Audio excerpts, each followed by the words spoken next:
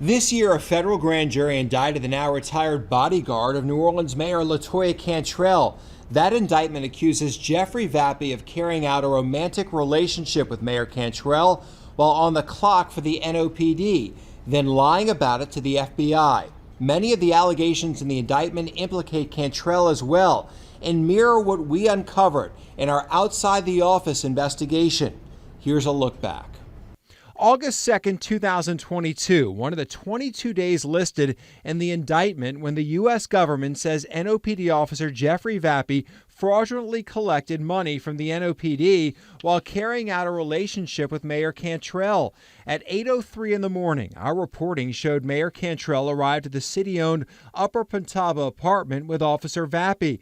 Both walked into the door that leads to the city's Upper Pentaba apartment, and for 5 hours and 40 minutes of his workday, Vappy stayed there. Vappy claimed to be on duty from 7 a.m. until 7 p.m. that day, but again, for nearly 6 hours of his workday, he was paid to spend time inside the apartment with Mayor Cantrell.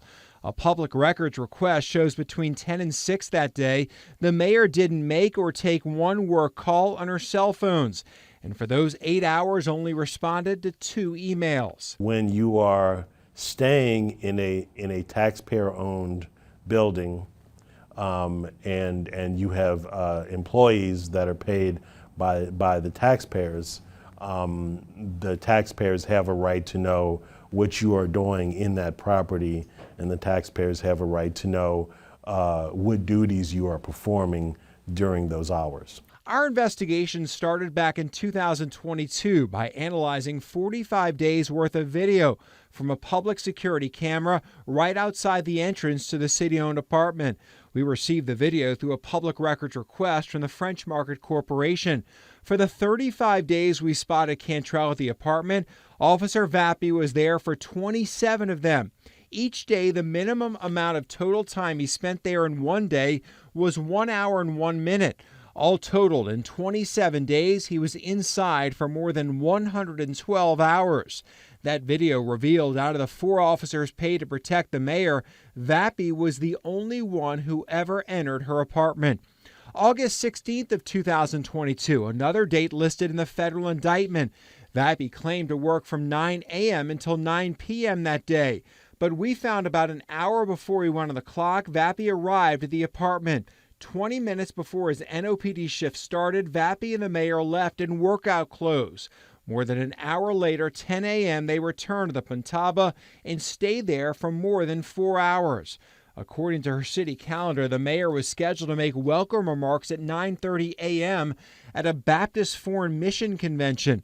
During that time, she was in the Upper Pentaba with Officer Vappy as well. We confirmed with the convention she didn't make remarks, but sent someone else in her place. The mayor also missed a 1:15 p.m. pop-in meeting with Senator Bill Cassidy's team. At 2:16, there's Officer Vappy leaving the Pentaba, not wearing the workout clothes he arrived in, but instead a suit.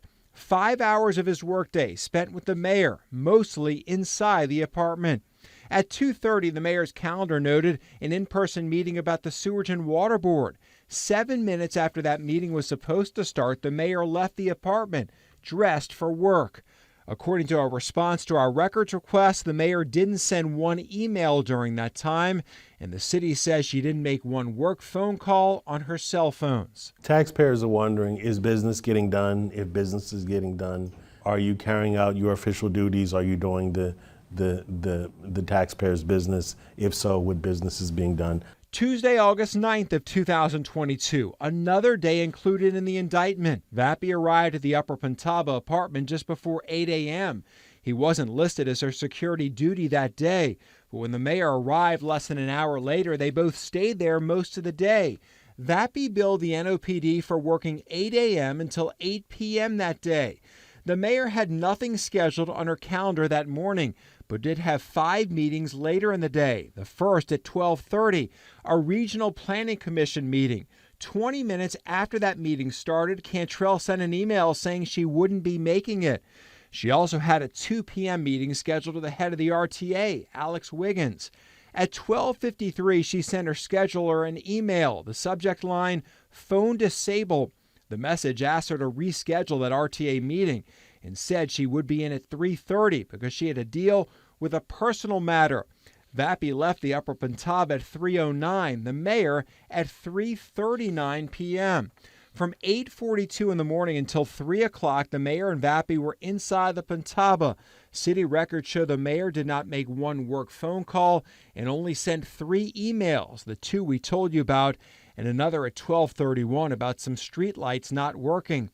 So according to records obtained from the city, for 6 hours of a workday, the mayor canceled 2 meetings, sent 3 emails, made no phone calls, and stayed in the Upper Pentaba with a member of her security team who was also on the clock getting paid at that time. No phone calls, no meetings, no emails. What is he doing there? Why is he, of all the details that she's got, all the officers on detail, he's the only one that takes her into the apartment and stays there with her for hours? Is he there to protect her? And if she needs protection inside this apartment in the Pentaba, why is he the only one of her detail that ever goes in there? And why sometimes does he leave before she does, letting her walk out the door and walk to some other car blocks away, unprotected by him? But there's more. Thank you, Mr. Vappy, for joining the board. In March of 2022, the mayor appointed Vappy to the board of the Housing Authority of New Orleans. Here's audio of him attending his first meeting. Commissioner Vappy. Vappy, present. According to his LinkedIn page, Vappy doesn't have any experience in public housing, but the mayor still appointed him to the board. It is, generally speaking, not the norm to appoint public employees to public boards, again, because there's just too much of a potential legal conflict of interest. We found Vappy attended at least 3 meetings at his volunteer position on the Hano board while being paid by taxpayers to protect and serve. Participation in those meetings is also part of the federal government's fraud case against Vappy. Vappy resigned from the Hano board in May of last year. Well, I think taxpayers would say if he's a police officer, why isn't he doing police work? In a review of Vappy's timesheets and other public records, we found dozens of examples of Vappy working long hours, collecting thousands in overtime, even on days the mayor had a light schedule, and sometimes on days when Vappy wasn't even responsible for protecting her. One example, in early April 2022, Vappy traveled with the mayor to San Francisco for a conference on climate change. The meeting wrapped up on Friday at noon, but the two didn't leave until the next night, taking a red-eye back on Saturday night at 11:05. The flight landed at 5:22 a.m. back in New Orleans. We've confirmed it was on time. The day of that 5:22 a.m. arrival back home, Vappy stayed on the clock until 12 that night. So on Saturday and Sunday, when all he apparently did was fly on a plane from San Francisco back to New Orleans, taxpayers paid Vappy for 30 hours of work, 15 hours on Saturday, another 15 on Sunday. Before joining Mayor Cantrell's security team, Vappy made around $75,000 a year. Vappy started protecting the mayor in late May of 2021. That year, his total take-home pay jumped to $105,000. In 2022, he made more than $110,000. After rejecting our repeated requests for an interview and comment, we finally showed up to a press conference. Mayor Cantrell, you say you're working 24/7, and the records show that you spend a lot of the workday at the Upper Pentaba apartment with an NOPD officer. The city has crime and infrastructure issues. You've spent nearly 20% of the year out of town or out of the country, many of those trips with an NOPD officer. Is any of that appropriate? So, Mr. Zurich, thank you for being here. It kind of freaks me out to see you, quite frankly, because you've been very inappropriate, in my opinion. But relative to your accusations, none of them add up at all. The mayor did not dispute any of the facts we reported, but after a 1-minute response that didn't address any findings in our story, But in regards to my work for the city of New Orleans, it's really unmatched. she wouldn't allow us to ask another question like every other reporter in the room. We're on a great trajectory, and the best is yet to come. Thank you so much. So again, Ms. Mayor. Thank you very I thought I much. get a follow-up question. No, thank you. Why don't everybody else gets a follow-up. Why don't I get a follow-up question? Sir, you're the one who touts having over 680 hours of me filming me at an apartment, sir, that I have, the authority to use in my capacity as mayor of the city of New Orleans. So, sir, you've done more than any other reporter in this room that has been, in my opinion, in violation of me as a human being. So with that, sir, thank you very much. It's a public property and it's public. Thank you very much, It's sir. a public Thank records you. request. We got Thank the you, video sir. via public And records request. we know, and thank you very much. Former Mayor Mark Morial, who served as mayor from 1994 to 2002, told us he didn't recall spending a single night there and that the apartment wasn't meant to be a residence for the mayor. It was intended to be a place to entertain or a place where guests could spend a night. Maybe a mayor could spend a night there, here or there, if it was necessary to make a public appearance in the area.